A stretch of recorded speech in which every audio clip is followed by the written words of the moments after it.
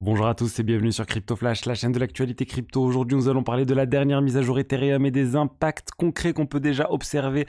On va aussi parler de Solana et de Memcoin. Je vais vous parler de restaking et de pas mal d'autres choses. Tous les jours, le meilleur de l'actualité crypto. N'hésitez pas à vous abonner, activer la cloche pour ne rien rater. Au niveau du cours des crypto-monnaies, on est toujours à des niveaux assez élevés.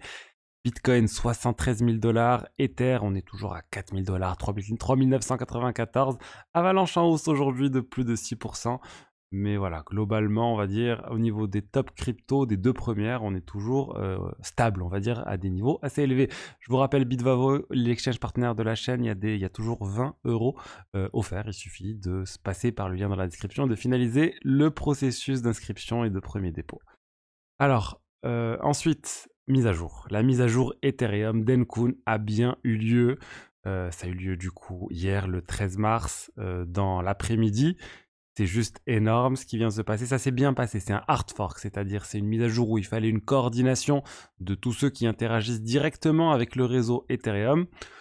La mise à jour principale, la fonctionnalité principale qui a été mise à jour, qui a été introduite, c'est le proto-dunk sharding, ce nom barbare qui permet désormais d'avoir un nouvel espace de stockage sur le réseau Ethereum temporaire qui va permettre de stocker les données importantes qui sont nécessaires, on va dire, au fonctionnement des L2, des solutions de niveau 2. Ça va être stocké désormais pendant quelques semaines sur le réseau Ethereum, le temps de pouvoir valider que les transactions de L2 sont bien passées.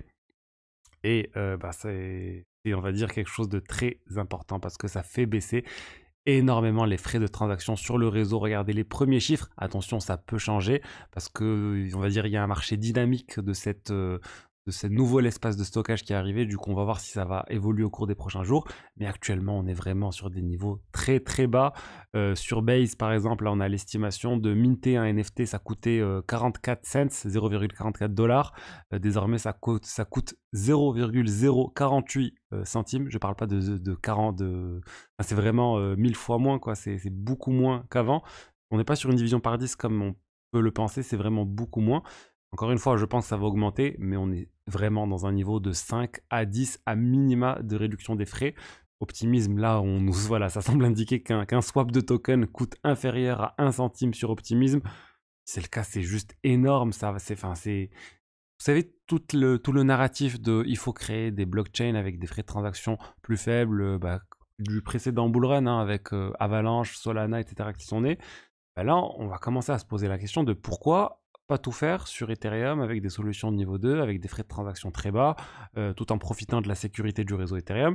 C'est des questions qui vont se poser. Donc, j'attends maintenant de voir vraiment au cours des prochains jours ce nouvel espace de stockage, tout ce blob space. On va voir concrètement combien ça coûte une fois que toutes les solutions de niveau 2 vont commencer à stocker de l'information dans cet espace. Mais si ça reste à ces niveaux-là, vraiment, c'est juste hallucinant. Base aussi a fait la mise à jour, on parle de frais très très bas. Donc bon, c'est énorme, ça risque de développer massivement tout cet écosystème de L2 qui jusqu'à maintenant en fait était intéressant, mais on avait des frais voilà, qui étaient quand même de l'ordre de 50 centimes, le swap dans certains cas. Donc là, ça va baisser encore une fois beaucoup tous ces frais. On a eu un problème sur une solution de niveau 2 sur Blast. Blast, donc le projet qui promet encore un airdrop à ses utilisateurs. Blast, ce L2, il a arrêté de fonctionner pendant à peu près 1 heure. Ils ont dit que c'était à cause de cette mise à jour, donc peut-être qu'ils se sont pas bien intégrés avec la dernière mise à jour. On attend plus de détails, mais voilà, c'était pas énorme. On parle d'1 heure à peu près où ça n'a pas fonctionné. Depuis, ça a repris comme si de rien n'était. Mais voilà, on peut voir que les solutions de niveau 2 sont beaucoup moins matures en fait que le réseau sous-jacent Ethereum. Mais la bonne nouvelle, c'est que les autres solutions qui existent depuis très longtemps n'ont pas eu de problème. Blast est hyper récent. Leur mainnet, ils se sont lancés vraiment officiellement il y a quelques semaines. C'est tout récent. Donc bon, on va dire, on va les pardonner parce que ça ne fait parce qu'ils viennent à peine de se lancer en fait. Ensuite, on a le même coin, DocWithAt, qui continue de faire des folies.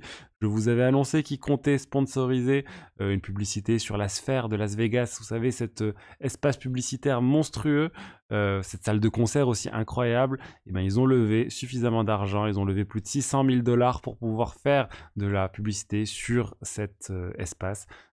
Sur cet espace de communication, ça va faire beaucoup de buzz une fois qu'ils vont lancer ce chien sur cet écran géant.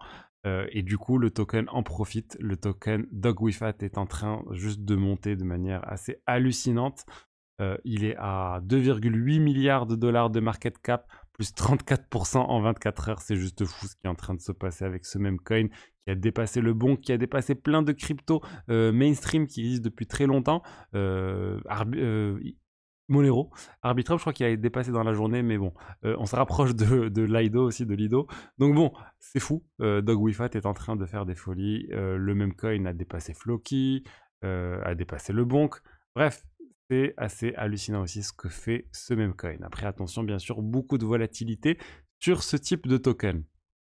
Ensuite, je voulais vous parler de restaking. Vous savez que c'est quelque chose qui me tient à cœur, le restaking, avec Eigenlayer. Et là, on a un protocole de restaking, Swell, qui jusqu'à maintenant offrait voilà, du simple staking.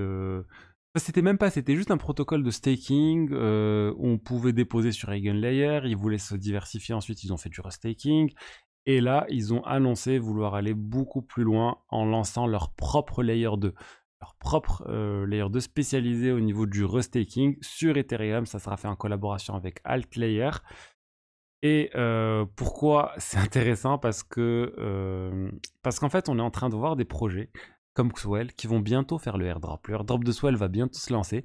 Du coup, ils veulent aussi que le token qu'ils vont lancer soit le plus valorisé possible. Et clairement, quand on dit qu'on va lancer un Layer 2, quand on dit qu'on a une vision de Layer 2, potentiellement, ils espèrent être valorisés comme un Layer 2. Et du coup, beaucoup plus qu'un simple système de restaking. Donc moi, c'est comme ça que je vois les choses. Ils sont en train de préparer le airdrop qui devrait arriver vraiment très très bientôt. Et la même journée, qu'est-ce qu'on a eu comme annonce? Un concurrent de Swell, on a Etherfi, qui eux aussi ont annoncé vouloir aller plus loin que le restaking et que le liquid restaking. Ils ont annoncé plusieurs produits. Ils ont annoncé un produit de gestion du rendement, on va dire, au niveau de la finance décentralisée. Ils ont aussi ils ont annoncé un produit plus qui va arriver plus tard, mais pour avoir une carte de crédit avec laquelle on va pouvoir dépenser ces cryptos qui sont restakés. Donc eux aussi ils sont en train d'essayer de lancer d'autres produits parce que leur token il arrive. Lui il arrive très très bientôt. Le lundi ça devrait être listé sur Binance.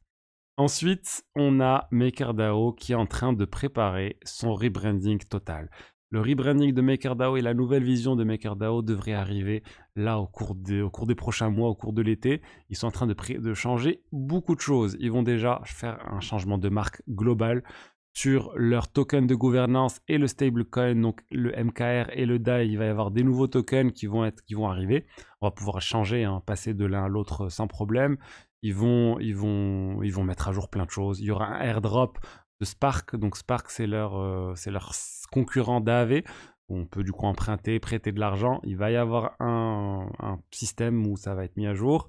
Et ils vont ils vont offrir le airdrop aux utilisateurs existants d'ailleurs de Spark. Donc si vous avez réalisé ou si vous comptez réaliser des emprunts sur Spark, vous pouvez déjà le faire et espérer le airdrop prochainement.